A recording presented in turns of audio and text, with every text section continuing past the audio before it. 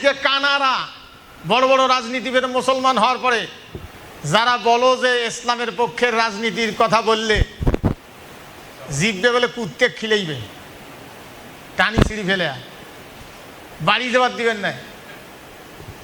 আরে অরাজনৈতিক পরহেজগার কোনো মৌলবি কোনো মুসল্লি যারা অরাজনৈতিক পরিচয় দেয় এগুলা জান্নাত যাওয়া কঠিন আছে।